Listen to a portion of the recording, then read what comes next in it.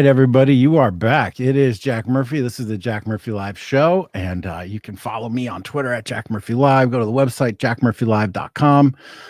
Subscribe to the YouTube channel, Jack Murphy Live. Everybody hit the reminder bell so you know when these awesome live streams are coming. Today, I am joined by Arthur Milikh. How you doing, buddy? I'm great. Thank you so much for having me. My pleasure. Arthur is the executive director of a newly formed office here in Washington, D.C. called the Center for the American Way of Life. And it is a sort of branch or subsidiary or affiliated thing, you can tell us all about it, of the Claremont Institute. And we're very interested to talk to Arthur today because the Claremont Institute has set sort of a theoretical framework for our circumstances today, given it historical context. And now we're going to talk about what can we do to move forward to sort of solve these problems that we face today.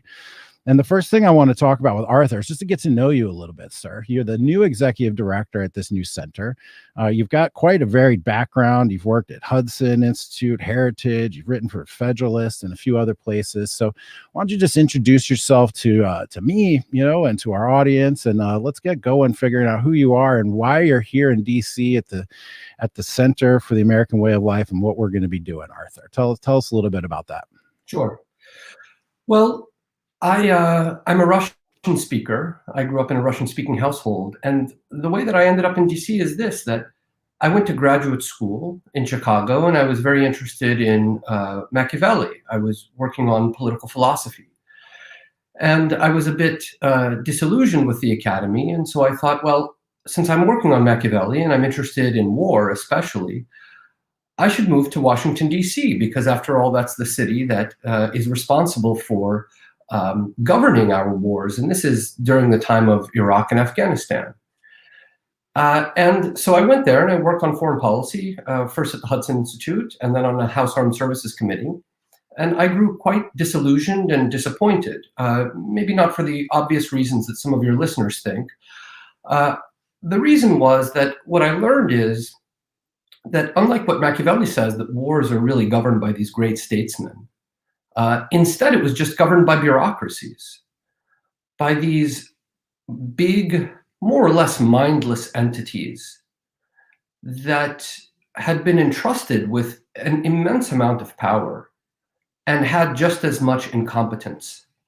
But it wasn't just the incompetence. It was the outlandish and childish moralistic thinking that really disturbed me. That contrary to the entire history of great thinkers, great books, political philosophy, there was this view that suddenly, in the span of 10 years, we're going to turn these two countries into liberal democracies. It was astonishing how much effort, thoughtless effort, was placed into this, how many resources were drowned into it, how many decent young people went to serve, thinking that this promise could be fulfilled.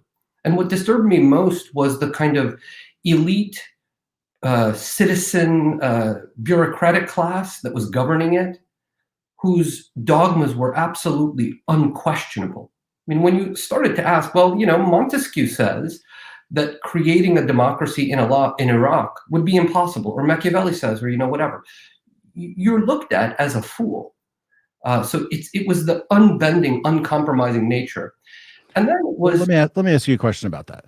So the stated context for the Iraq invasion was violation of the UN Security Council resolutions at the time for nuclear inspectors. And then there was a notion of nation building and the neocon perspective of setting up a democracy in the Middle East and hoping that democracy would spread somehow. And I think baked into that was the statement that there was universal human values that should be applied everywhere, even where they're not even asking for it. And so to what extent, but then there's also the whole oil thing. So to what extent do you think the stated motivations for the invasion of Iraq were legitimate? How much of it was about money? Was it really seriously about spreading democracy, or was that just the cover? I've always sort of wondered that. Well, it's a good question, and there are people that have thought more about this and done more research than I have. But look, if it was just to extract oil or natural resources or whatever it was, we didn't do that. So it wasn't much of that. I think that whatever the, you know, fearful beginnings, I mean, I think that the Bush administration was panicked, understandably, after 9/11. Uh, Whatever the justifiable reasons from the beginning, it's absolutely clear that the thing became a kind of moralistic triumph for the sake of democracy and the belief that all peoples, basically overnight, can become what Americans are. And this is one of the classic problems of all of political science, all of social science that's done in the American Academy, which is always imposing democracy onto everything, where it doesn't exist, where there are no precursors to it, where there are no democratic beliefs that must be present prior to it. It's always a question of either democracy or tyranny and authoritarianism, not seeing the nuances. I mean, one of the things that shocked me so much was the people conducting the war that I encountered, anyways, had very little, they didn't even speak Arabic. I mean, they had no area knowledge. It was astonishing. You know what's funny about that? I just laugh because I did my master's at the Georgetown School of Foreign Service in 2000 and 2001, and I studied. My area of focus was international finance and emerging markets or Latin America. And at the time, Latin America was like very interesting and hot area because the Berlin Wall and the end of the Cold War at the beginning of the 90s, and our American sort of perspective had shifted back towards the Western Hemisphere. We were talking about free trade area of the Americas, and we were looking really, sort of rekindling the Monroe Doctrine and taking a look at home and in our backyard and with our neighbors. And so Latin America seemed important to me. So I was, hey, let's study that. And as I'm about ready to graduate, 9/11 happens, and our professor comes up and he says, sorry to tell you this, but your degrees are now basically worthless. Everybody now and everything is going to be about Arabic studies, Islamic studies, etc. And there was clearly a dearth of people who had studied this or who were equipped to have a good working knowledge of the region, speak the language, understand all the dynamics between the Shias and the Sunnis and all these things. And so it's just interesting to me that I can confirm from my personal experience at the belly of the beast, Georgetown School of Foreign Service, that they too even acknowledged that they weren't prepared for that phenomenon. But the question I just want to drill down on one more time is I talked to Michael Anton, and he was in the Bush administration, a speechwriter for Bush at the time of the Iraq War. And he told me and insisted to me that the belief in WMD was legit, and that they didn't, quote, lie. They thought that they had actionable evidence and credible evidence that justified the invasion. And maybe my recollection of this is wrong, but it seemed to me that the democracy spreading notion may have been a pivot after there were found to not be any WMDs. And so, just what do you think about that? Was the spreading of democracy thing like the priority? Or was it something that they pivoted to? And this is an important conversation because I've also talked to Alexander Dugan and talking about the spread of American values and universal liberalism, and how it doesn't respect a pluralism or polarity or sort of multipolarity within the international landscape. So do you think that the democracy spreading notion was primary, or was that a pivot that we have now sort of been riding? Look, I think that Anton is right about this, Michael Anton. I think that, as I said before, after 9/11, I was in high school when that happened, and it was a monumental occasion. And I remember speaking to another high-ranking White House official years later who thought that it was possible that the president had been poisoned by ricin around the time of 9/11. I mean, they were in full justifiable panic mode. Yeah. And there was a belief that there were WMDs in Iraq, and there was good reason to believe that because Iraq had a nuclear program just a couple of years before and had been acquiring all sorts of chemical weapons that we knew about. Indeed. So these accusations that it was just a lie for other reasons, I think they're wrong. It did become what we just described, a nation building exercise. And I think that the partial reason for that is that our country lives in this ambiguous state insofar as we don't really know our limits, and so our minds are always fuzzy and unfocused. So I'll just give you an example.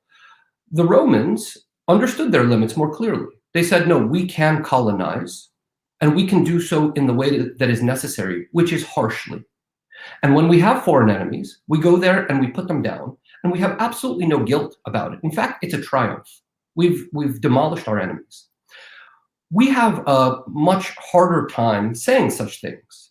We always believe that, all peoples are identical to one another. All peoples deserve the same human rights, etc.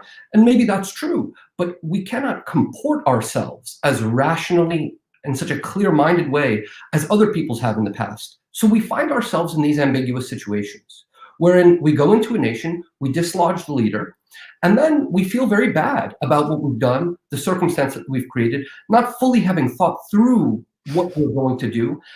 And then the next phase begins, the phase of guilt, the phase of, which is also the phase of bringing in democracy. And we don't think through whether it will work or not, what kind of resources it'll take, whether finally it will take, as the kind of tradition of political philosophy says outright, it will take so much harshness so as to transform a people into a liberal democracy in such a quick period of time. I mean, that's what happened in Japan and Germany. And so we're not capable of that kind of harshness. And so we end up in these ambiguous situations where they just continue to go on the kind of bureaucratic inertia and nothing strong is done. And I'm not an advocate for doing something strong. I think that most of these countries should just be left alone to their own designs. But once you're in that circumstance, you inevitably have to start thinking that way, or else you end up in what we had. Interesting. So the Iraq War brought you to Washington, D.C., your study of war, you're wanting to put it in greater context. You come to Washington, D.C., and then what happens? Where do you start your work? What is your area of focus? What did you do then? Well, so at first I worked at the Hudson Institute, which has a lot of really remarkable, intelligent people there. After that, I worked for 3 years on the House Armed Services Committee. And after that, I went to the Heritage Foundation, where I worked on American political thought. I was there for 6 years, and that brought me to where I am with the Claremont Institute. Fantastic. And so how did you link up with Ryan, who's the president of the Claremont Institute? How did you guys come together? And did he come to you offering you this position outright, or did you guys collaboratively come up with the idea? What was the genesis of this new center, the Center for American Way of Life? Well, I've been involved with Claremont for many years and always looked up, both personally and intellectually, to the elder statesmen at Claremont, knew a great deal about Harry Joffe's work. So that relationship had been, established many years before. And I think with the Center for the American Life, the idea behind it is very simple, which is why it wasn't so difficult to come up with. And it's this, that when you look around Washington, for the most part, I don't think that there is any real intellectual representation for the American people's desires, their desires for borders, their desires for an economy that works for them. But more importantly, I think that a lot have had this experience that the country that they grew up in is disappearing. And it wasn't their choice to make it disappear.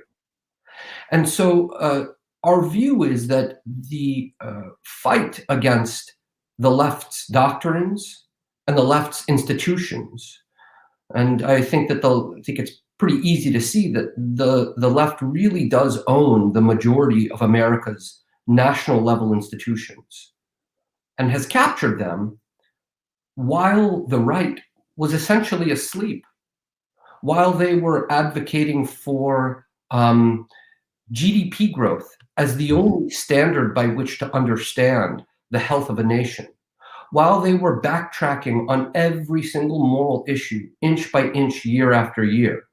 We found ourselves in this circumstance, that all of these national institutions are captured, by which I mean the universities, K-12, the administrative state, the press, big tech, I mean, all of the ones that your listeners are very well aware of. And it seems astonishing that the right has not really tried even to be conservative. They've just moved so as to avoid a fight.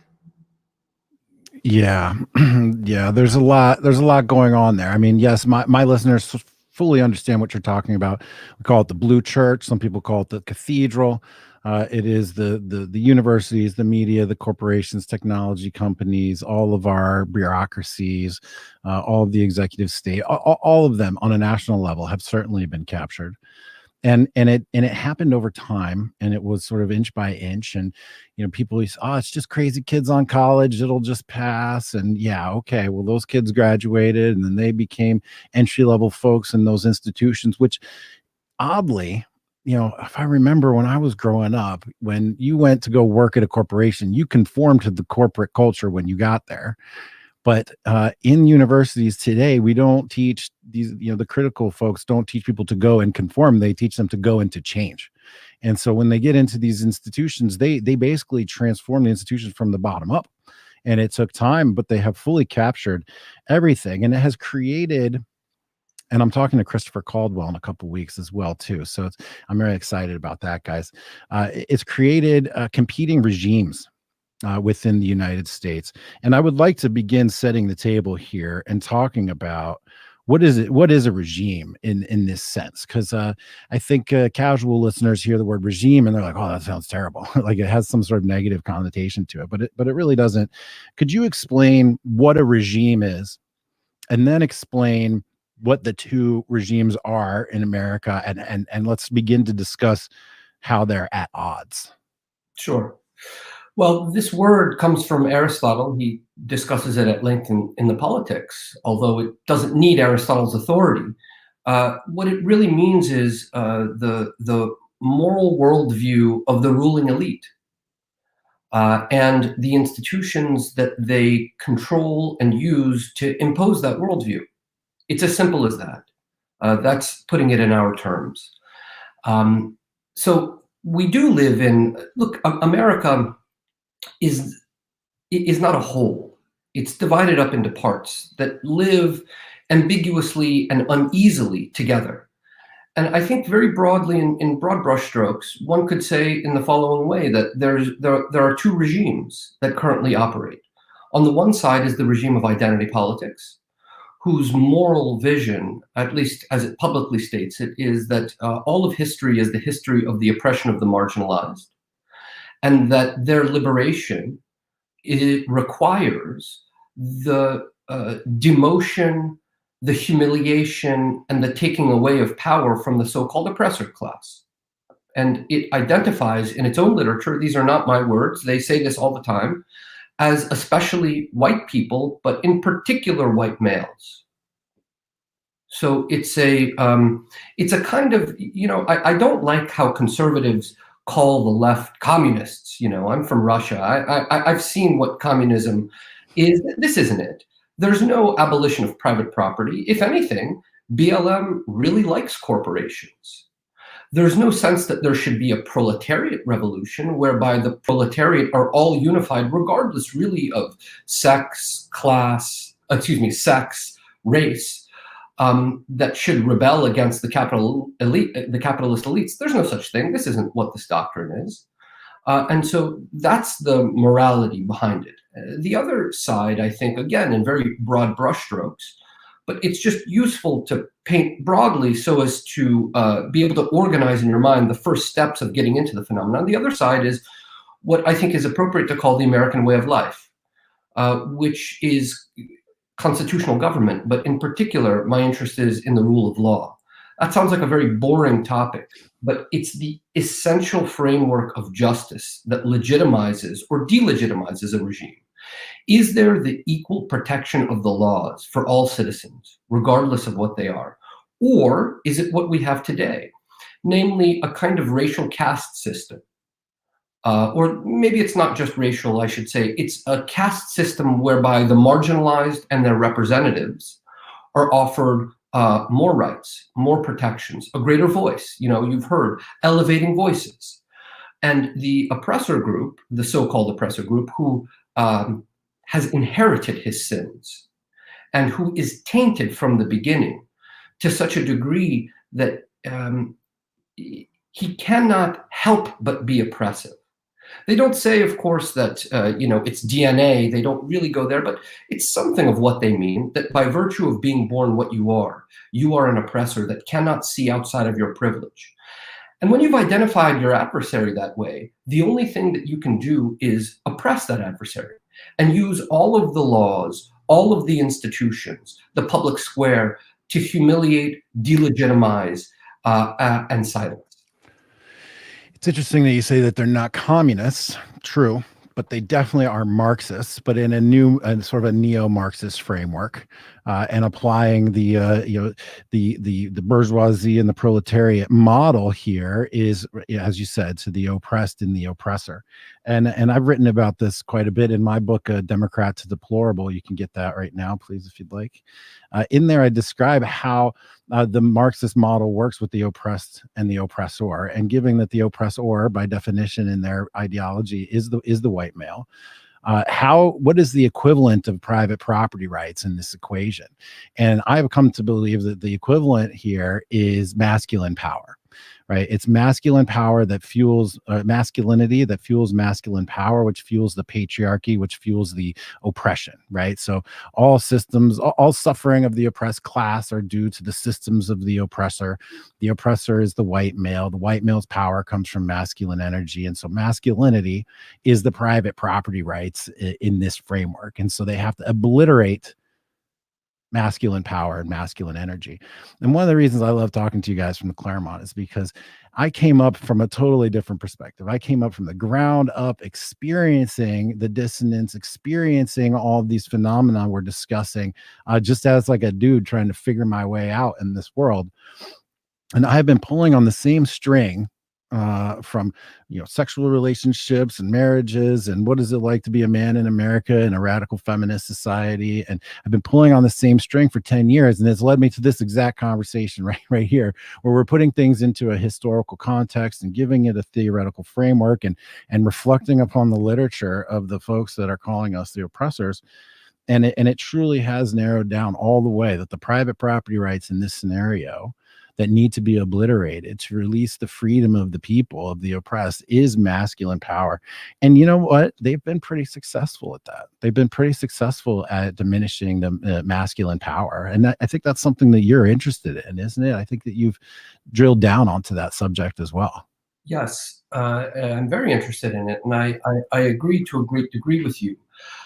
I will say, I just want to add two very quick points. That while all of these institutions were being captured in order to impose these kinds of doctrines, you have to ask yourself, well, what exactly was the right doing? I mean, this has been coming for a long time. And here's one very quick answer.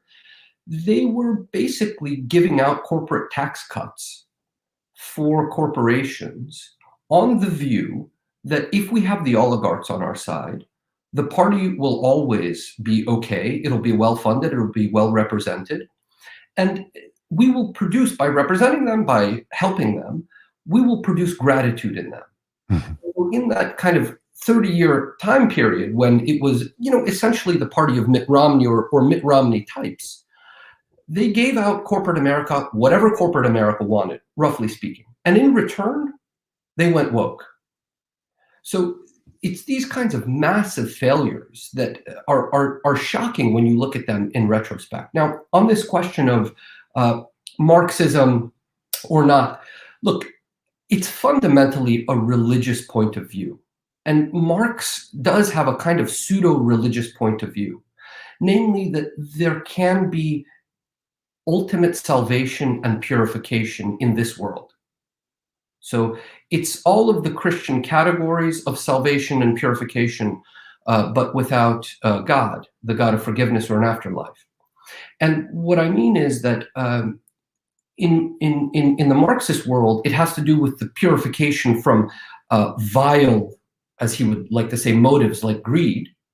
And so all of humanity will together blossom, regardless of color, country, etc. And in the identity politics world, it's in a way uglier because the world must be purified of the oppressor class, after which point there can be a full blossoming of all identities that have been hitherto taken away from them.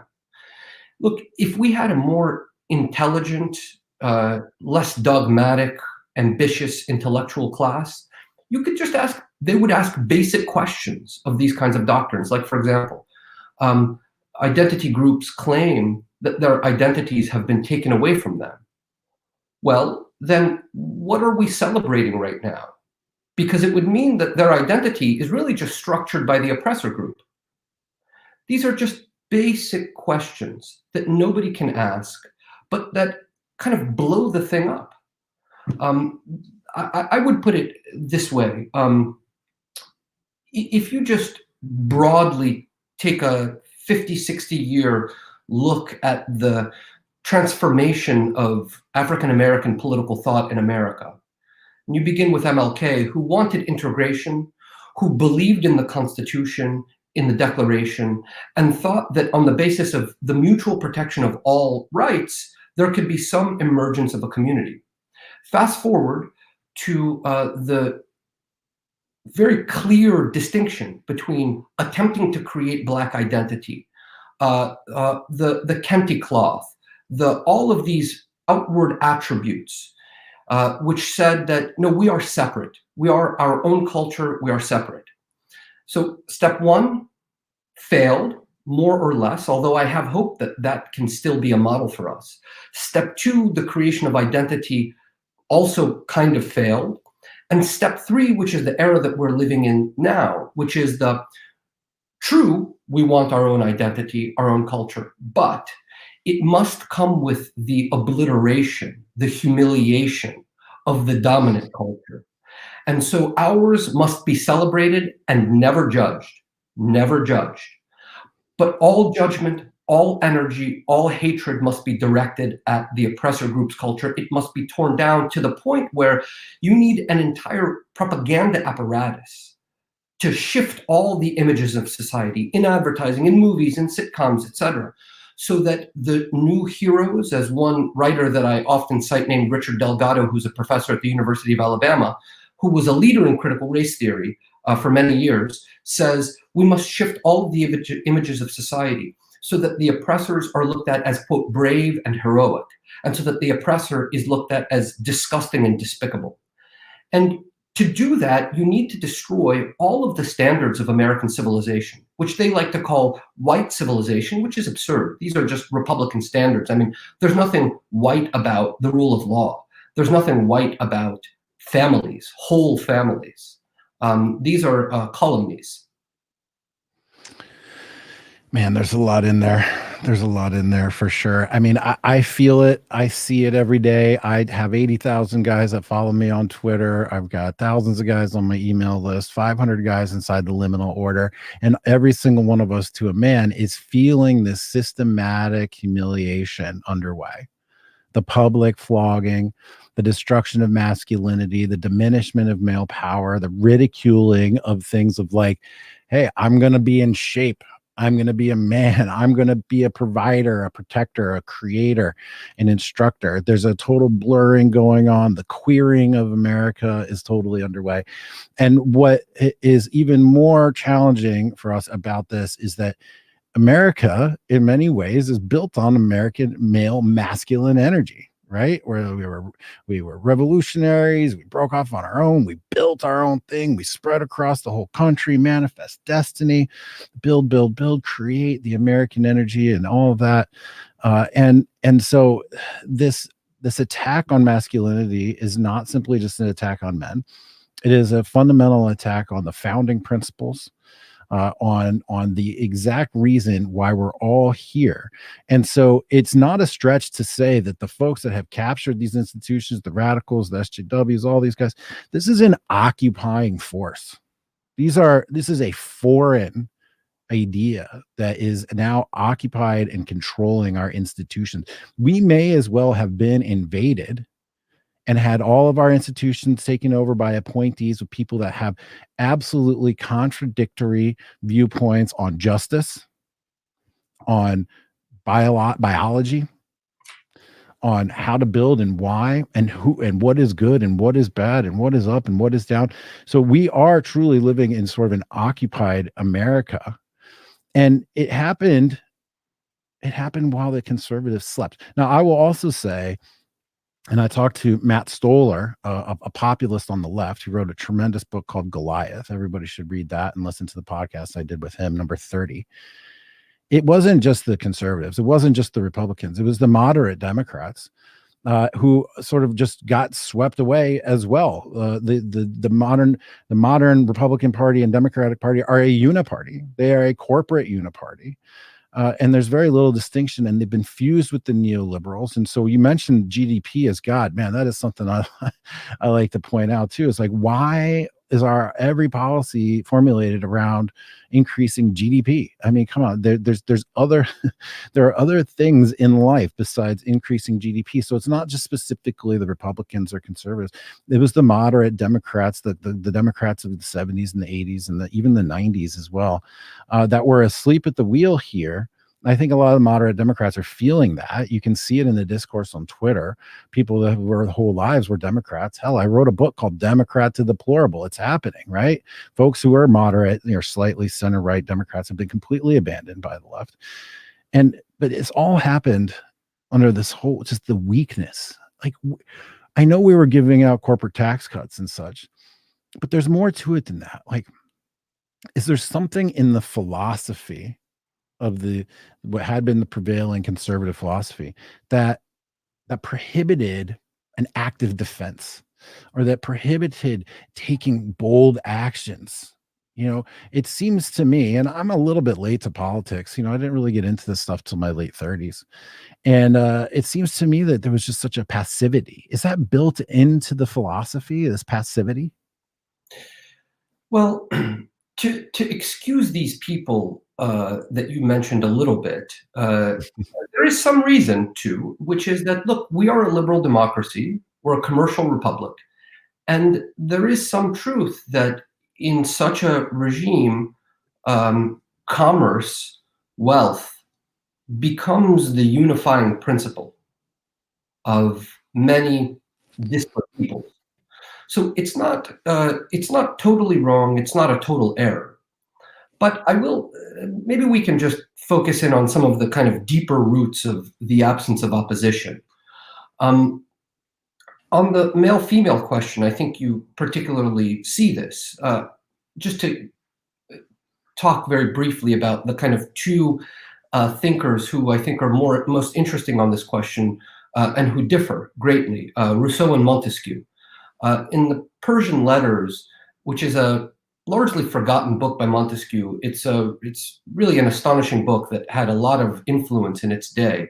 It's written from the perspective of a Persian prince who comes to cosmopolitan Europe and writes back letters. So it's an epistolary novel. Anyways, in one of these letters, he makes these very interesting and tacit observations that go in the following way.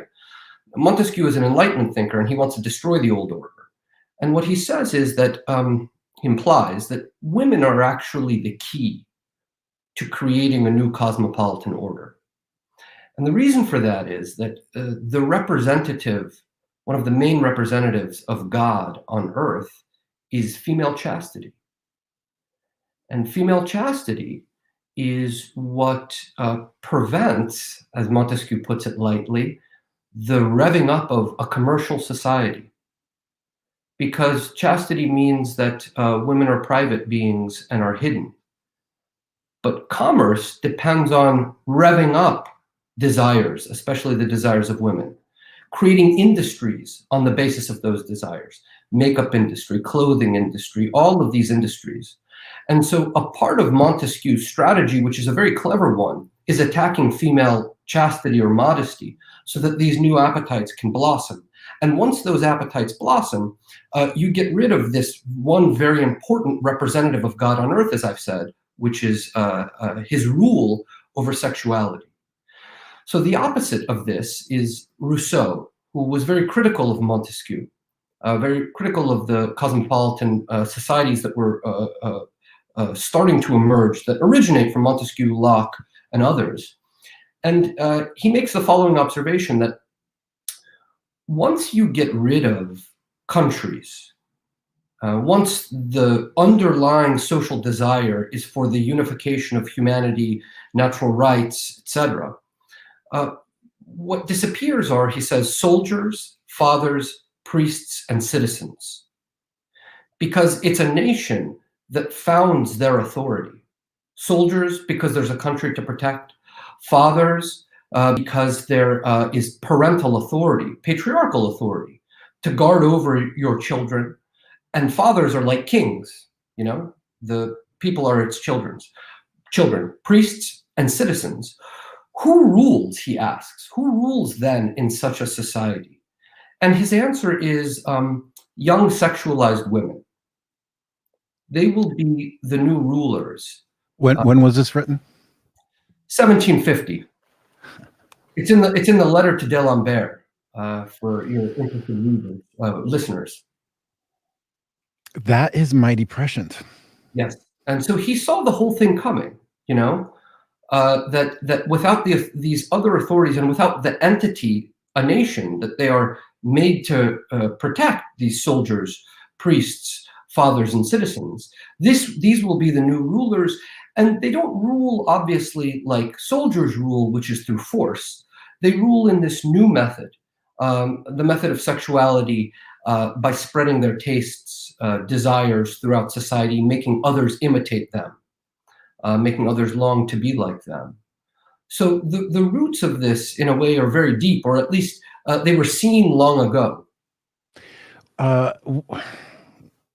I tweeted before you came on that Arthur was based, and you haven't haven't disappointed, and that's a compliment. That's a compliment in our area of the world. I have not heard this exact argument before, but it definitely rings true. Or rather, I haven't heard these citations before. I want to dig into this. Actually, this is really fascinating stuff. The first thing that you said is that female chastity is the presence of God on earth. Could you tell me more about that? Yeah, sure. Although I'll say one thing. You know, when people on the internet use this adjective "based," it gives the impression that this is somehow a novel discovery. The truth is, these are some of the oldest lessons. I mean, in all of the ancient texts, in the medieval texts, these are the basic lessons of human life. And it's just that we have been so thoroughly propagandized. These various intellectual sources have been so thoroughly hidden from us that it seems like a discovery.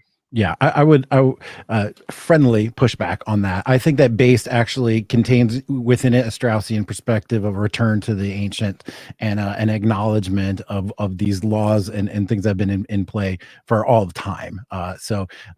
It is new in the sense that they are being rediscovered, and so that's interesting. But let's push forward on this one about female chastity is the presence of God on earth, and then segue into your concrete examples in America today about the net result here being that young women's desires will become the ruling force. Fascinating. Well, let me broaden your first question a little bit. You know, the Greeks, the Romans, the Christian era, sexuality was viewed always from slightly different perspectives, but always as something sacred. Not something that simply belongs to you. My choices, my pleasures. It was never that. And I think that they are much deeper in this regard than we are. I just give you one example of Oedipus. The problem is that he learns that his sexuality connects him to eternity and to his love of his mother. And therefore, the act that he's famous for is utterly grotesque to him. Now, you'd say that that act is actually utterly grotesque to us too, incest. But we don't have the same language to articulate why it's so grotesque. And it's grotesque because our sexuality is somehow connected to a just order. And that order has a hierarchy. That one sexuality is not for only sexual satisfaction, but it's connected to a love of mother, a love of father. And to have love, you have to believe, implicit in the idea of love is the belief that it is eternal. Nobody says, maybe only, Socrates, but nobody really says, at the passing of this person that I love, it's over. It's oblivion. Everybody has the hope that we will meet again, or somehow by preserving the memory, it will last. All I'm getting at is that every civilization thought that there were certain religious uh, uh, circumscriptions to sexuality because it connects us to the divine. And should those prohibitions be removed, then we can very easily become beasts. We can degrade ourselves and no longer have access to those divine experiences, both divine in terms of the actual experience of sexual happiness with a beloved who one finds beautiful, but also in the ordering of our appetites, so that we are not immoderate, so that we're not just desperate to satisfy them, no matter how much unhappiness it brings. This was always known throughout all of humanity. And right now we're running a very dangerous experiment, and it's dangerous for such obvious reasons. I mean, everybody sees how, well, I should say, everybody knows or senses how much unhappiness there is in America on account of the liberation of sexuality. If we had serious social scientists who were actually interested in studying these questions, they would look, and it's just under the hood. And I think actually, in many ways, the sexual revolution has benefited men more than women. It was for women originally, but women are actually the ones that suffer most because they are robbed of, husbands and children as a result of it. And they become bitter and soured on life for understandable reasons, because they learn to use and be used. And it creates a kind of war between the sexes of who can manipulate who and who can use who more. And you'd think, well, if that competition lasts, well, don't people end up getting married? Well, the answer is kind of. And even when they do get married, do they believe I can fundamentally and deeply trust this person with my soul, with my life? Or are they always looking over their shoulder? Are they always doubtful about who they married? And what I'm getting at is that the way that our sexual relationships have developed in America, you forget how to trust, or excuse me, you're persuaded out of being able to fundamentally trust somebody. And you see that also in divorce. This is, I think, one of the most terrible and unjust consequences of the sexual revolution, which is that children are deeply harmed in one specific way, which is that they see that love is not permanent. And therefore, they always, for the rest of their life, regrettably, often question whether I can form a relationship like this or not, whether it will be lasting or permanent. So these are some of the reasons why throughout the philosophic tradition, it was always viewed that sexuality truly should be treated either as sacred or very carefully managed, because of the enormous downsides, the enormous unhappiness that you can create with its full liberation. I'm just going to let that one marinate for a minute there, Arthur. You've said a number of things that I may, if we had more time or we're drinking beers, I may push back on. And some of my long-term listeners probably understand what those items may be. But I do generally, by and large, agree with you.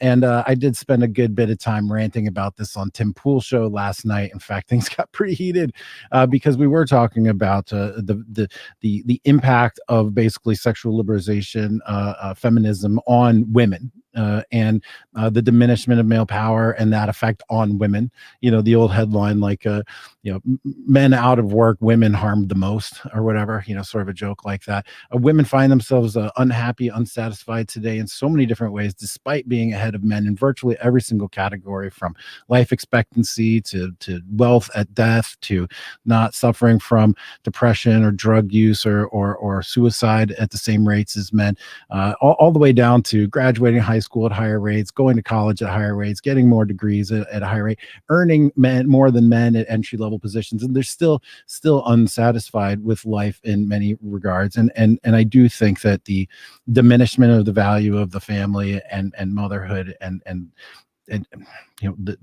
the cornerstone of civilization has led to this disenchantment that we're seeing. And it's interesting to segue this right into the next comment, which was that young women's desires will become the ruling force. What happens when the desires of young women become the ruling force and they are unhappy and bitter and don't know why, because they've been given everything that they've demanded, and yet they're still not happy. They're still upset and things still aren't good. What happens to your culture when young women's desires, unlocked from the lack of female chastity and the presence of God on earth, as you say, and they become the ruling force in society? What happens then, and how do we see that playing out in America right now? Yeah. Well, look, by the way, I'm Jewish. I'm not, in Judaism, there's no chastity in the way that there is in Christianity. I'm just saying what Montesquieu says, commenting on a Christian world that he was interested in transforming. And I don't think that there's a return to that Fair. quite in the way that it used to exist, but some medium ground may be possible. So what happens, as you say? Well, two things: anger and a doubling down. I mean, you see how quickly the feminist world is prepared to find all heretics and destroy them, and they destroy through calumny. That is their tool. They don't. Their tool is not, like with men fighting. You've offended my pride. I'll fight you. It's in the more female way of calumny, and one could say that this has been a really tremendous and not thought through gamble.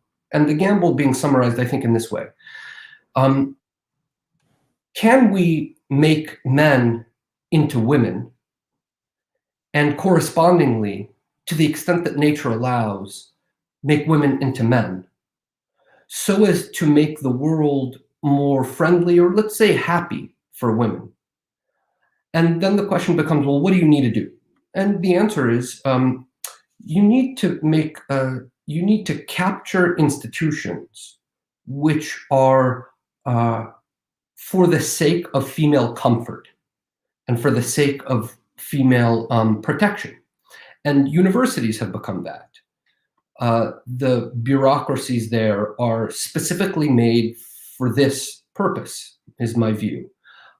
Full safety, both full freedom of this kind of sexual liberation, while also trying to create full safety. That's not possible, is my view, but that is the attempt. And it has to be followed with a whole propaganda that has pseudo-scientific kind of features. For example, you went to Georgetown. Peace studies. Peace studies presumes that peace is possible. And peace is possible because more gentleness is possible. And the reason that more gentleness is possible is because male ambitions need not rule the world or need not rule other countries, that we can negotiate, and every conflict is really a miscommunication of interests. That is one indirect way that these institutions, and therefore our framework, is transformed so as to think in this way to make the world gentle. But there are, as I said, natural limits to these kinds of things. One natural limit we've discussed is the actual unhappiness that you create. And one easy example of that is, are the women who are either at the head of this or have been somehow slipped into this worldview, are they happy with the men that this has created? Or exactly, you know the answer, they just have contempt for them. So that's one example. But society still requires men. And when there are fewer and fewer men, or when men have fewer and fewer purposes or meanings to be men, all of those benefits that men bring go away. I have easy examples, you know them: a military. for all of our talk about, male-female equality in the military, I suspect a lot of women don't want to be in the fields of Afghanistan. And that's one easy thing. But here's another more hidden element is, this whole superstructure that holds together law and order in America, cops, these are the people on the forefront of guarding civilization, enforcing the rule of law. That takes manliness. Even in a day-to-day way of enforcing your property rights, that takes manliness. When men disappear, you depend more and more on the state. And that state is not interested in your property, in your freedom of mind, in your family. It's interested in more and more power. And that is the kind of inertial force of liberal democracies, is these larger and larger states. I mean, you see this every day. This is, not a mystery. The fewer men, the harsher, the more comprehensive that rule becomes. And so if you take the long view approach of the Marxist, the cultural Marxist, Frankfurt School, all these ideas that have now percolated up through the universities, the you diminish the men to make space for the state as a strategy. Yes. Yeah, this is not a accidental side effect. This is the intention. The first thought is how do we make room for the state? Then the idea was we have to go after men and masculinity and male power. And now this has been institutionalized, and it has captured not only the military and the universe, but like into sociology, psychology, biology, physics, math, disabilities, ideas around disabilities. It is everywhere, and there's really no escaping it. And if you challenge it, you're the radical today. And this is getting onto the theme that we're really gonna get into here. But the conservatives have to start taking the approach that they are the radicals, because we are in an occupied territory with a foreign force and foreign ideology that has captured all of our institutions, that are intrinsically at odds with nature, biology, our understanding of our place in the world. And we have to start to do something, Arthur. We have to start to do something, because this passivity, this, I don't know what it is, this polite conservatism, this focus on corporations being corrupted. I want to attribute some of the passivity to corruption, but I also just I believe that there's something in the ideas, in the philosophy, that did not allow for an active defense. We, in the liminal order, we talk a lot about personal sovereignty and about controlling the narratives that get implanted into your mind. And we say that it's not enough to be actively, sorry, you have to actively defend your mind space. You have to occupy your mind space. You have to be deliberate with the narratives that you run in your mind in order to occupy and defend the space that people are trying to take over. And we didn't do that collectively as folks on the right who believe in the founding principles. We didn't actively defend, it seems. Or if we did it in a very terrible, poor way, because we failed. Like, it's over, it's done. And they've taken it over. And because of technology, we actually have a very short window here until this takeover may be permanent. And so how do we transition towards a more proactive right side thinking? I don't know if conservative is even the right word. It's a new right of some kind, the anti-woke of some kind, but I refuse to be defined by what I'm against. I am defined by what I am for. So how do we inject a new sense of proactive defense, of repelling these ideas, of counteracting them, and building anew where we find ourselves in occupied territory? Right. Well, this is the question that's on everybody's mind, and I'm not sure I have a full answer, but I have thoughts. If we just look at this question that we've been discussing, male-female relations, my view is that, and this is your view too, that there are a lot of deeply unhappy women. And, I am very happily married. And I have seen in my life what it means to have a genuinely happy family life. And there are a lot of decent women who somehow understand that they've been bamboozled, who somehow understand that the goods of life have been denied them based on certain illusions that they have been living out. And that is a ripe audience. We need to understand how to speak to them, to speak to their hopes, but to also articulate their circumstances to them. And there are the problem is not the analysis. The problem is finding the courageous people to speak to them. And this message, I think, even though I'm not for one perspective must speak to the same perspective, but I do think that it's the role of women to speak to other women on this. And I have long advocated for something like a Rush Limbaugh only for women, that brings them on the air and lets them speak about their experiences, about how deceived they've been, about how unhappy they are, about how they've been robbed of certain goods of life. They all feel it. I mean, we are working at least within the confines of nature, such that they recognize these things. So that's one element of it. And I think actually there's a lot of hope there because of the mass unhappiness. That's number one. But number two, I think that very broadly, look, conservatism has been purposeless. It doesn't know what it's been fighting for. It thought that it was fighting for the GDP. It thought that it was fighting for corporations, but those were just errors. So one is reviving, well, the idea of what exactly are we trying to preserve? And the answer is, my view, that the American way of life, which means Republican self-government, the capacity to rule oneself, the moral character required to rule oneself, but in addition, a structure in the nation that allows you to do that. So that's very broad, but here's a more direct answer to what I think you want to talk about.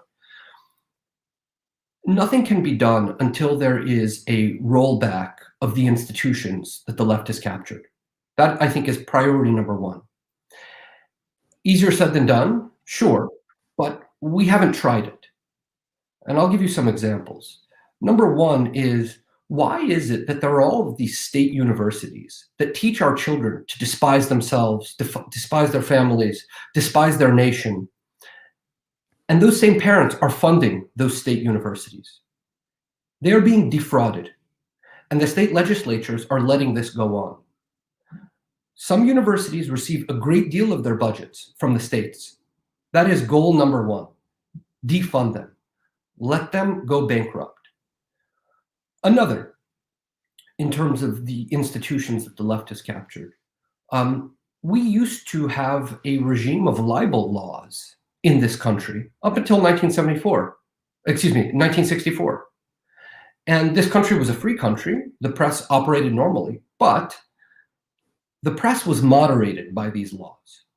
It was moderated insofar as it could not just calumny people.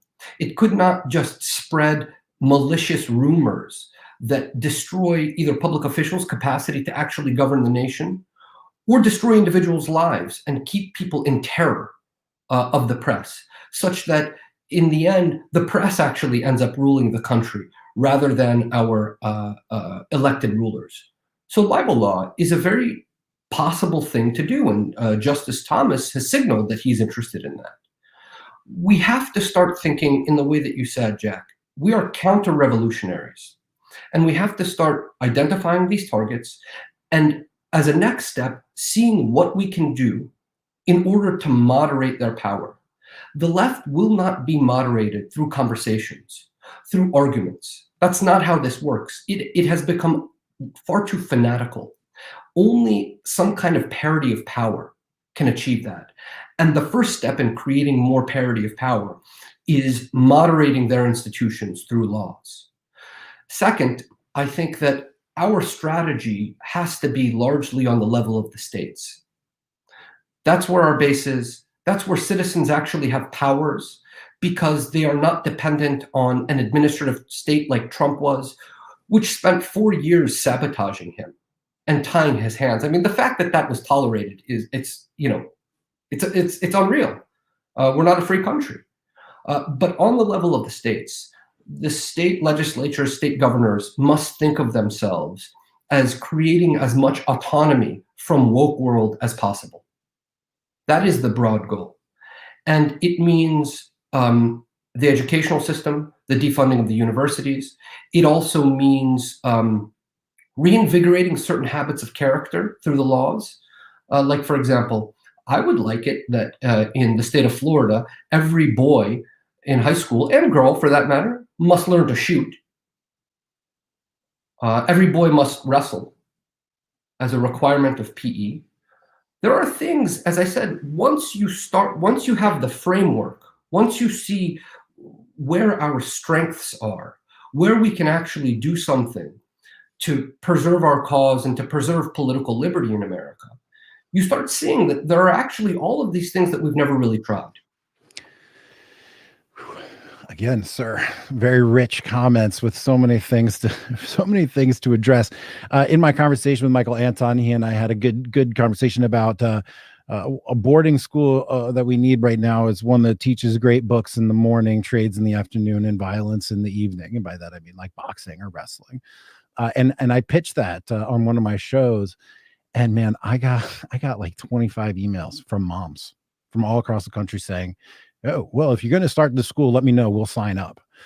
And given actually, I spent 10 years, you may not know this, I spent 10 years running charter schools in DC. I'm a bona fide charter school turnaround expert. With my education experience, that may be something that is on the table in the future. Something that James Lindsay says recently is that we can't hope to stop the institutions that have been taken over, but we can, what he says, throw sand in the gears. And that is a insurgent type perspective.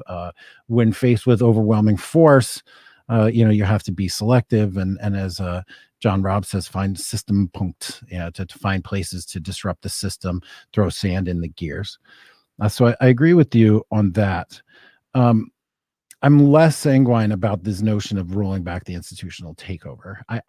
I don't see that as something that is achievable in the short term in such a way that would provide for the results that we need on the timeline that is required.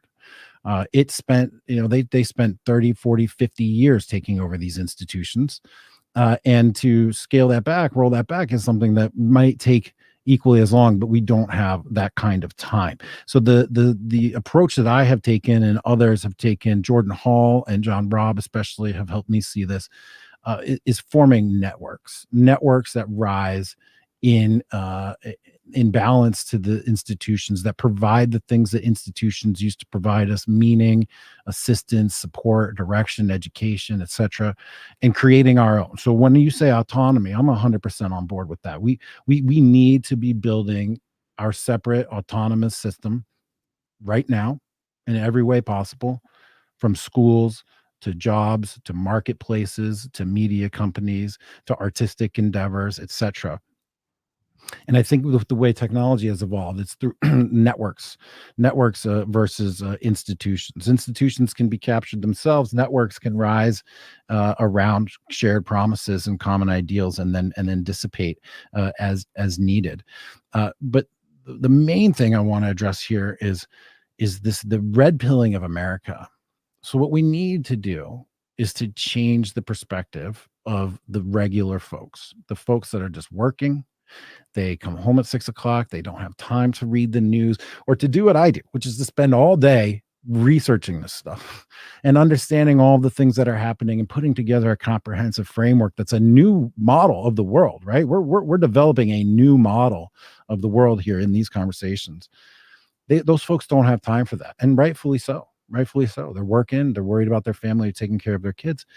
But this vector, man, this K-12 vector is perhaps our best shot at red pilling America, in the sense that you come home from working all day and you look at the materials that your little daughter brought home from school, and right there in there is a discussion about how she needs to sit there with her whiteness and how she needs to reject her white dominant culture and reject her participation in oppressive systems, and that her whiteness is bad. And if she feels uncomfortable, good. She has to sit with it. She has to deal with it. She has to identify all the ways that her whiteness is causing hurt and damage and problems to everyone else in America.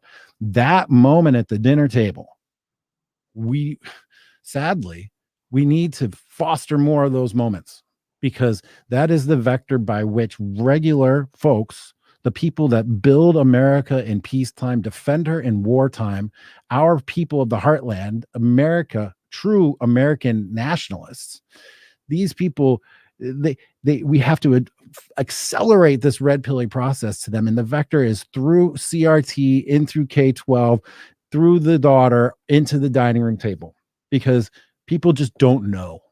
They are rationally, well, maybe not rationally anymore, but they were rationally ignorant to avoid politics. And they're unaware of how persuasive or how pervasive and how negative and how detrimental this new system is. And so, interestingly enough, I am in favor of these things spreading so that more people can become aware, so that we can make change. The last thing I want to address about what you said is that arguments are dead. Arguments are dead. There's no talking these people out of their positions. And so I hear people say, well, we need to do more journalism, or we need to write more books, or we need to nope. It's not going to matter. This is now a street fight. What do you have any response to all that I've just dumped on you? Yeah, I do. I mean, there's a lot there. I do think that there are some people that can be still persuaded of things, not the kind of economic arguments that we've been making, not the kind of social science arguments that we've been making. I mean, this stuff is important, but it's got to go. But there are people, maybe they voted for Biden, that are decent, that see something is wrong with the country, that see something is wrong with their children due to this kind of education. And this is part of the problem of any commercial republic, which is exactly what you said. These are busy people, and they're supposed to be governing themselves, but their life is devoted to commerce, and the country makes you do that. But that paradigm works only when you have honest political leadership that gives these people cover. And so I do think that an intelligent state governor can start to speak about these things and can cultivate a very broad base against what you just described. There are people who are scared to speak. There are people who are just too decent to believe these kinds of racialist theories, and are too decent, by the way, to say, I'm going to harm my child by teaching my child to despise themselves and be a sacrificial lamb. So, in other words, I think that there are reachable people. We just have not been using the language that works on that. We have not been speaking to these real needs partly out of cowardice. Nobody wants to get embroiled in this. And the whole administrative state, the press, the interwebs are all set up to clamp down and destroy you. But the time is coming to make these kinds of political arguments. So I don't actually think that it's hopeless. It takes a sovereign individual to speak these, heresies in our current culture. And for better, I would have said maybe for better or worse before, but I've been canceled. I'm now uncancelable. I'm happy to pick up the mantle and talk about these things. It's funny. I came out of sort of a small corner of the internet, and now I've gotten much more of a mainstream audience. And I'm talking about things that our sort of niche audience has been talking about for 10 years. And now I talk about them to sort of more of a normie audience. And it's like, whoa, these are ideas that some people had not ever heard or had articulated in such a way. And I'm happy to carry that forward. State and local power, 100%. I mean, you can take over a county or a town or even your state legislature and have influence there. There's not huge lobbying money. There's not the huge entrenched interests. They're much more responsive to their constituents. And the state and local areas are places where we should certainly 100% make some inroads. But that is absolutely essential. And that's where citizens look, the nation is very big. It's like you're more connected to your locality, your kids' schools, and your state. And that's where citizens can really be emphatic and have this kind of salvation mentality about it. But I will add one thing that the right, the progress on the freedom of speech is a really interesting example of what's wrong with the right. First, it was just defend free speech on campuses. It has gotten so bad that now they are merely begging to be heard on campuses. And yet they have changed nothing about how they go about things. Once you see that what we have done has not worked and it has only gotten worse, a new horizon opens up to you. And that horizon has to also do with the kinds of arguments that are acceptable. So I'll just give you an example. Why on the right has no major politician forced the left to say exactly what they stand for? What they want is an oligarchic tyranny of the marginalized oppressing the so-called oppressor. They should be made to say it point blank. This is what you want. And they must, you say that the marginalized, by virtue of their marginalization, are morally superior because they understand justice in a way that the oppressors don't. And they're intellectually superior because they can understand all of the white so-called superstructures, privilege, whereas the oppressor cannot understand anything about them. That's called cultural appropriation. That means that you think that there are biological categories of people that are fundamentally superior to others. And it is justice to let them rule over the oppressor and to punish. Make them say it. Force them. That is a wake-up moment. Trump in terms of policy, maybe some successes, it's hard to know. A lot of things will be rolled back. But in terms of opening up what it is possible to say on very sensible things, like immigration and trade, the next person must take that to the next step. And he must be less abrasive, polite, just crisp, rational arguments. This is what the left wants. All of the evidence suggests it. And that's not what America is. There will be a great deal of decent bipartisan support for that. And that's, you use the word red pilling. It's the scales falling from the eyes. It's the seeing more clearly as to what the stakes are. And that's where our rhetoric should go, making crystal clear the stakes. Donald Trump was like a carpet bomber, and what we need is a sniper.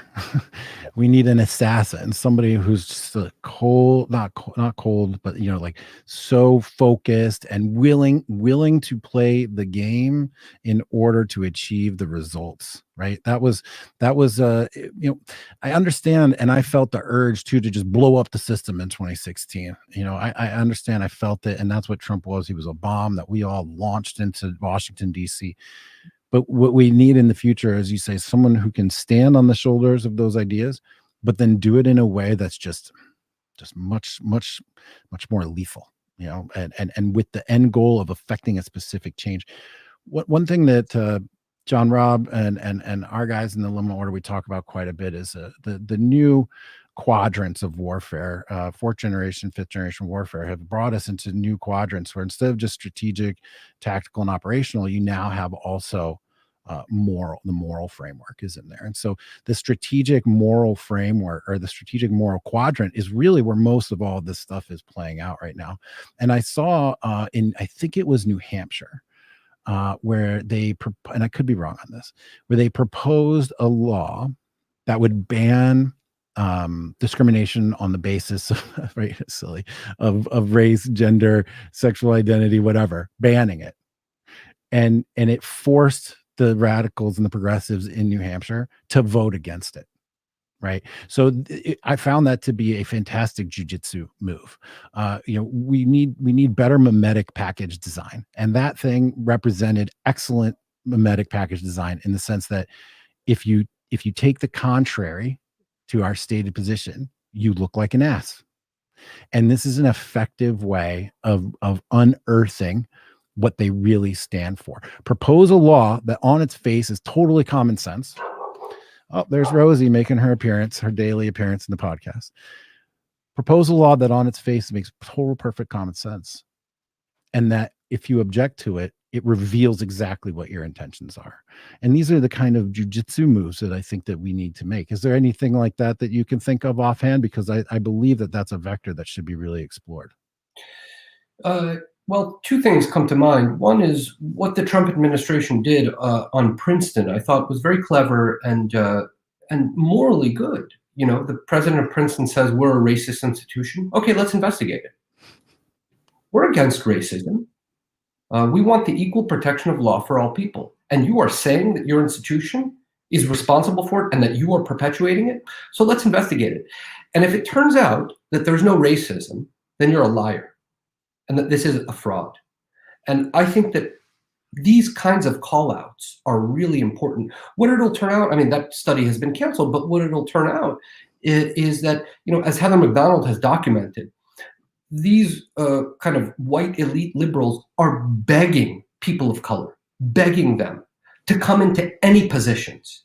They're begging to fork over all kind of policy power to them. So, you know, these kinds of frauds should be called out. And number two, rhetorically, it's like, look, as these kinds of anti-discrimination laws expand, we should force them to say who they are protecting these marginalized people from.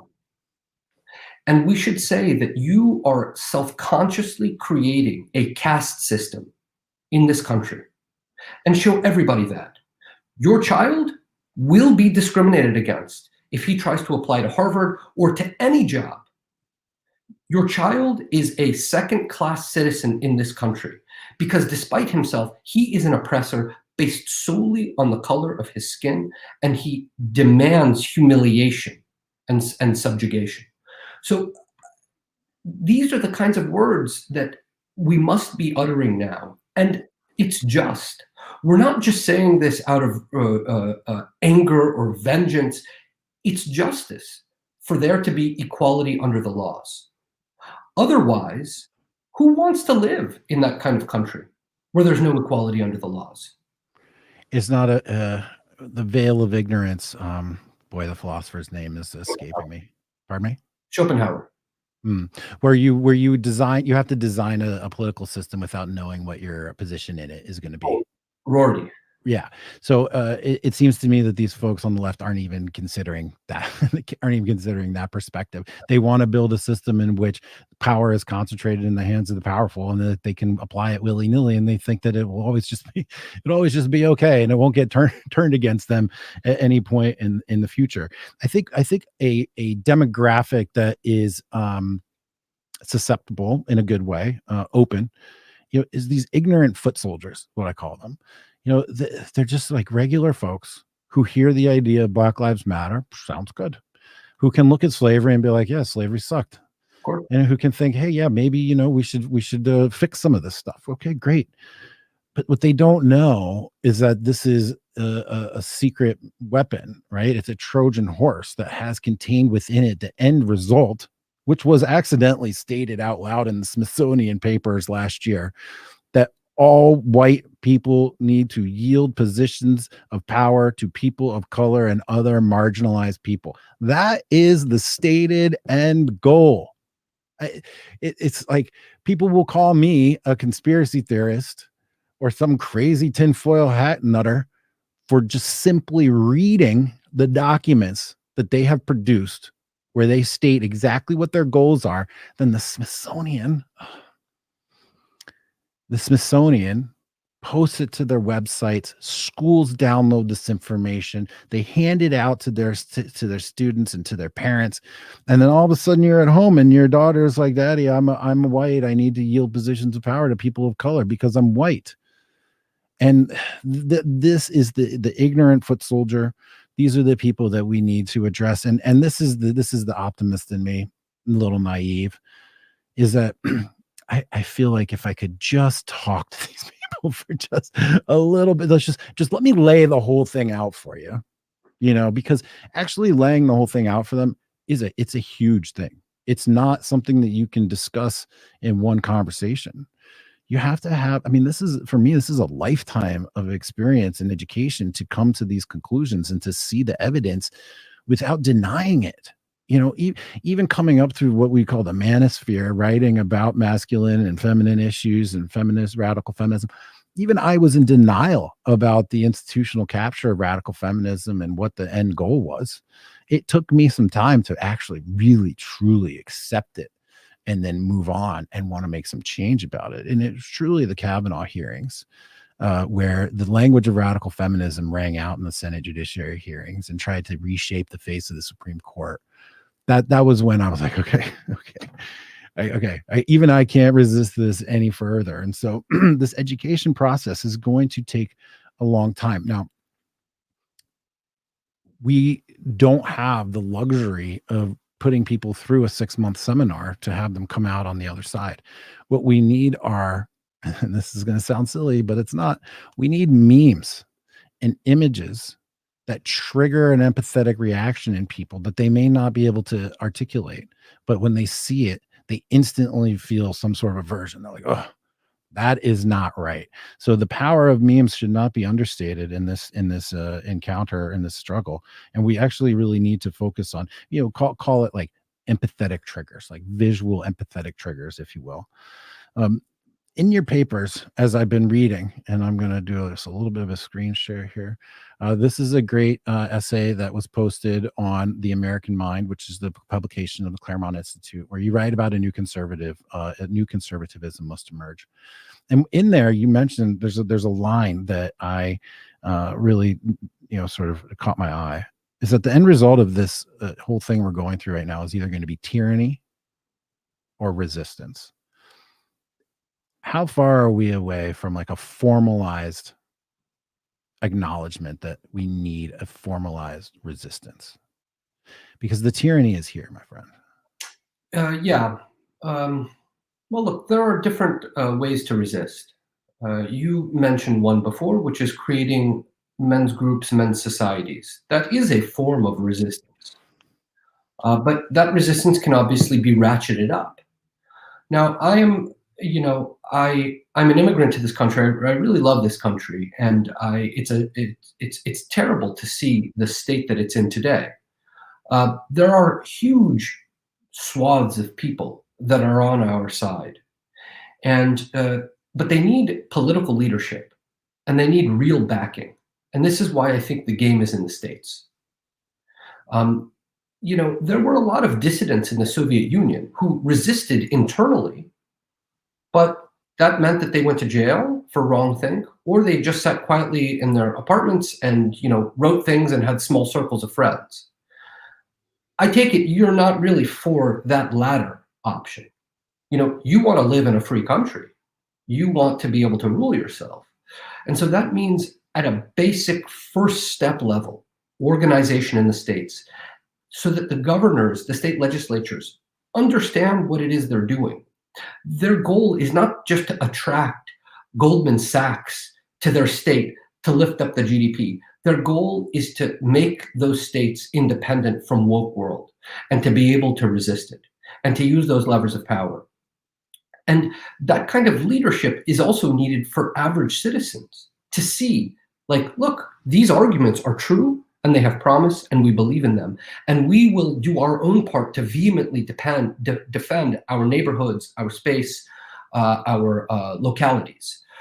So that's the first step. And as I keep mentioning, once you start thinking like that, there are a lot of things that the states can do to make themselves independent. One friend of mine proposed this to me. I haven't thought through it fully, but there may be some promise to it. Why shouldn't the state of either Florida or Texas create its own web hosting servers so that what happened to Parler can never happen again? The lines of communications are what they want to shut down because they do want you and your friends, Jack, to just be an underground small group with no air, no political voice, but just hiding away, living your life, being happy in it while saying, I can't do anything. This is why also, the threat of especially Google is such a major one. They want to take away our capacity to communicate, to make arguments, and to persuade. So, before we even get into the kind of resistance that you just described, there are many intermediary steps that can still be pursued, which we have not pursued so far. Fascinating. The build your own internet argument, I had not considered it from the perspective of a renegade jurisdiction within the United States setting that up. That's a fascinating idea, actually. Who has the capacity and wherewithal to do that? But a state level government could possibly. Yes. That is an interesting concept. A lot of privacy issues there to work out, of course, but Well, that's something to really think about. The liminal order is a collection of men who believe in brotherhood, masculinity, and when you add those up, you get sovereignty. And we work every day to educate our members on the issues that you and I are discussing right now. We work every day to give guys a roadmap of how to solve the societal problems by starting with yourself, and then taking care of your family, and then expressing your values in your community and hopefully in your nation. And so, I see the liminal order as one piece of this mosaic that we have to push forward in order to win this war at the end of the day. Um, a notion that had been bouncing around in my head is critical conservatism, and it's a play on words, it's a joke, but at the same time, it does convey a very strong message. Critical theory. One of the fundamental tenets of critical theory is that, like, philosophy without action is nothing. You have to make change. It's not enough to be a philosopher. You have to be an activist. You have to make change and go after the institutions that you're criticizing. We need some similar energy here in the conservative movement, or on the right side movement. I struggle to even use the word conservative anymore, because I wrote the other day, conservatives have to become the party of change. And again, it's another play on words, but the idea here is that we've lost. We have to admit it. It's been captured. We're occupied. They're here. They've got the White House with barbed wire. They've got all of our institutions. They got everything. They've got tech. There is a techno corporate fascism at work, at play today, right now. Human rights are being abridged by corporations with the sanction of the government, working hand in hand to make it happen. So we have to accept that we've lost. There's nothing left to conserve.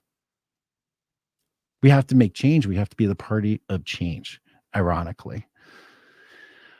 Concretely, Arthur, let's wrap this up now. What are you guys doing here in DC in the next 6 months, year? What can people look out for? What is going to be evidence of you doing your job? What is the work product? What kind of signals can we see coming from the Center for the American Way of Life here in Washington, DC? right. Well, several things. One is, I do want to lay out what it is the states ought to be doing and how they ought to be thinking about that. And that requires a publication. There's a huge audience for that kind of stuff. By huge, I mean not in the millions, but huge, like state legislators, governors, and concerned citizens. So that's a part of the project. In other words, you need to flesh these kinds of things out and to prove to people that the situation is as dire as you just described it. So that's a part of it. And that's actually a major part of what we want to do. The first thing is, look, in a way, we all sense that there's something wrong, but there has not been a full diagnosis. I'll just give you one example. You know, around the Civil War, there was, I think, national GDP was taken up by something like 20% by corporations. Now it's something like 80%. Is this rise in these kinds of entities healthy or not for the nation? I think all of your listeners would probably say largely no, with some benefits, of course. It's always a bit ambiguous. So laying out these kinds of problems in a way that it has not been possible to do in the public square and in Washington is very important. We're going to have a couple of educational programs. We're going to have events that will be on TV, on the internet, which I hope some of your viewers can tune into. So our goal is to lay out this new agenda for a new right, persuade people that the circumstance is as dire as we agree to it, and do what we can to roll back this influence of the left on the nation's institutions. And as I said, there's actually hope there. I know of something taking place against state universities right now. They will be defunded. And that will be the first in this hopefully domino effect, or it'll be the first test case to see to what extent other states can take that up. So there's lots of work to be done. Thank you for that. I look forward to I look forward to seeing that work. Now, my final question for you is: I know Claremont very big with Lincoln. They really believe that Lincoln was one of the greatest presidents that we had. He helped redefine the nation. He's just somebody that we need to emulate and appreciate and study. There's Lincoln fellowships at Claremont, etc. And of course, one of the things that Lincoln is most famous for is for holding the Union together. How does that square with talk on the right of a national divorce? How does that square with talks on the right of an amicable, which might not ever be, separation? How does the Claremont Institute, a Lincoln centric think tank, how do they feel about the prospects of a national divorce being a reasonable solution? Is that option just closed by virtue of the fact of the Lincoln centric nature of the philosophy, or am I totally off base here? No, it's actually a really wonderful question. I would put it this way: what Lincoln was for is what we, without question, are also for, which is equal natural rights protected by the laws. And I don't want to speculate on how Lincoln would think about this or that in our time, but I think that he would still very much be an advocate for that. And there are parallels in the kind of Calhounian philosophy to what identity politics has become today.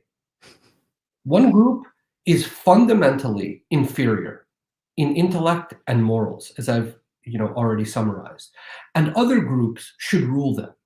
And so I actually think of ourselves as having a Lincolnian task in setting, in renewing to the extent that is possible. And I know you're skeptical of that, and that's a reasonable position to have.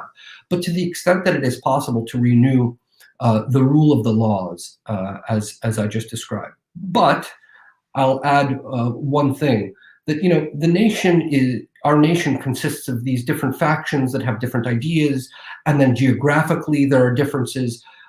But I think Lincoln would very much be for pockets of the preservation of political liberty as a second best arrangement. I don't know how that means. I don't know how that, if what that means a division or not. Some of my colleagues, like Michael Anton, have given this a lot more thought than I have. I don't have an answer to that, but the goal would be to preserve political liberty for all broadly in the nation. And if that is impossible, then at least in pockets. Fantastic. Thank you very much. Great answer. Arthur, thank you so much for coming on today.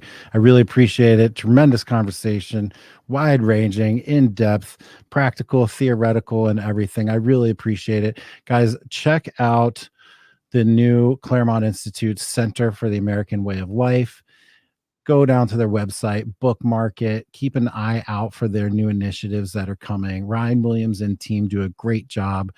They are guys, our base sort of red pill guys. The Claremont is the theoretical sky high perspective that describes the environment that we have found ourselves in on the street level. And so it's always wonderful to talk to you guys, to draw these connections together. I really appreciate it, Arthur. Have a wonderful day. And I hope that we can come back and do this again in about 6 months and discuss all the great work that you've done. Go down there, check out their website. Guys, check out Jack Murphy Live. Hit the subscribe button here. Get reminded of all the live streams. Follow me on Twitter at Jack Murphy Live. And if you're interested in being a part of the struggle, in being part of the answer to all these problems that we've outlined here, if you want a group of men that see the world the same way that you do and believe and share your common values, believe that masculinity and brotherhood are worth preserving, and that when you work together with your brothers in a masculine way that can lead to personal sovereignty, come down and check us out, theliminal-order.com. Membership's currently closed, but we do take new guys at the first of most months. So get on the wait list and check it out. I appreciate your time. Arthur, everybody else, have a great day. Guys in the comments, thank you very much. Until next time, I'm Jack Murphy, and we're out.